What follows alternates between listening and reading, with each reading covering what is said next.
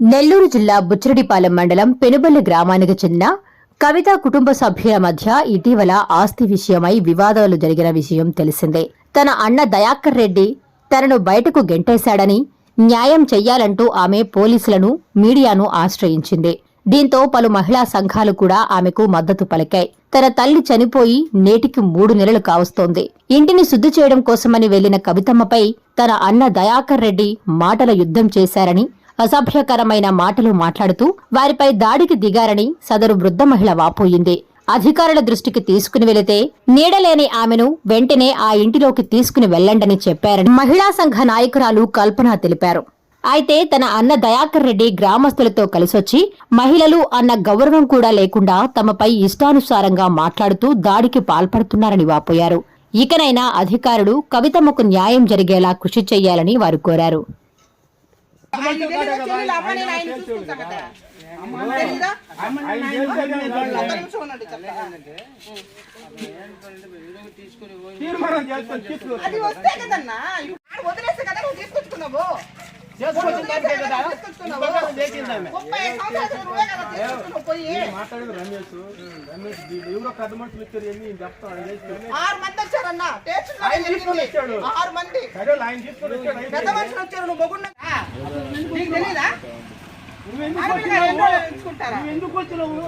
ఎందుకు వచ్చావు? అందుకే వచ్చి ఉంటాం. ఎందుకు అవనే ఏమవుద్ది అవనే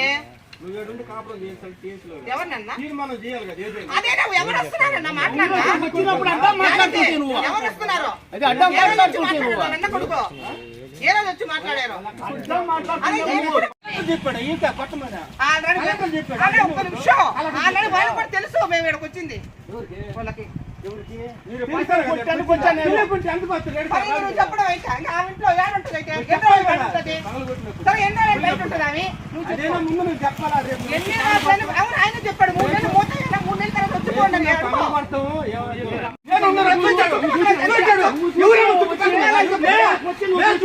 వచ్చిపోండి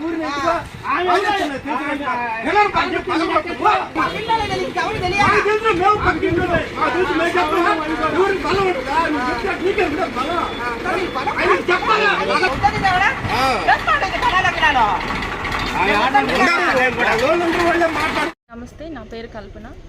ఈవిడ పెద్దావిడ బత్తుల కవిత గారు.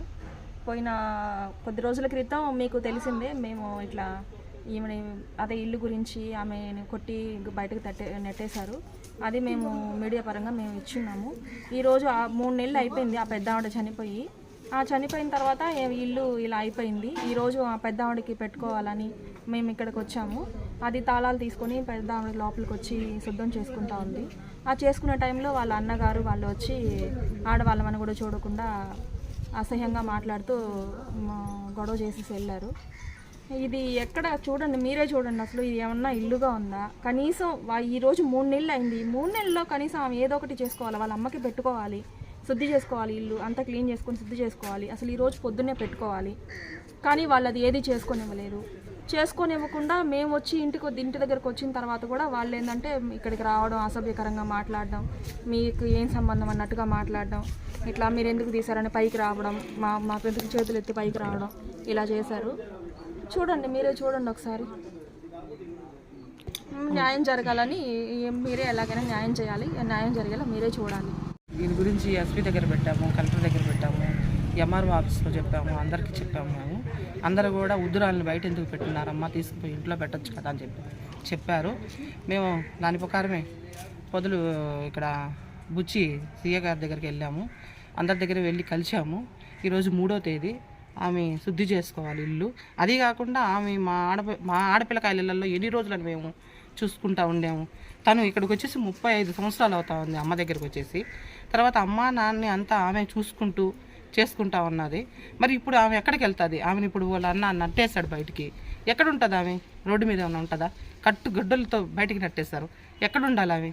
ఆమె కనీసం కట్టుకునే దానికి గుడ్డలు కూడా లేవు. మా ఇళ్ళల్లో ఎన్ని రోజులు మేము ఇళ్ళల్లో పెట్టుకోన్నాము. మాకు ఇళ్ళల్లో సమాధానం చెప్పుకోవాలి కదా. అందుకని ఇవాళ తీసుకొని వచ్చి తన ఇంట్లో వదిలిపెడతామని మేము తీసుకుని వచ్చాము. ఇక్కడికి వచ్చిన తన అన్నగారితో వచ్చిన కొంతమంది పెద్ద మనుషులు వాళ్ళు అసహ్యంగా మాట్లాడము, మీరెవరు అసలు, మీరు ఎందుకు వస్తున్నారు, మీకేం పని, మీరు ఇట్లా ఏం చేస్తారు, ఎట్లా ఉంటారో చూస్తాము, మీకు ఎట్లా చేయాలో చేస్తాము, ఇలాగ అసహ్యమైన మాటలతో మమ్మల్ని ఇబ్బంది పెడుతూ ఉన్నారు. అందుకని దయించి అందరూ పెద్దలు కలిసి ఆమెకి న్యాయం చేయాల్సిందిగా కోరుకుంటున్నాం.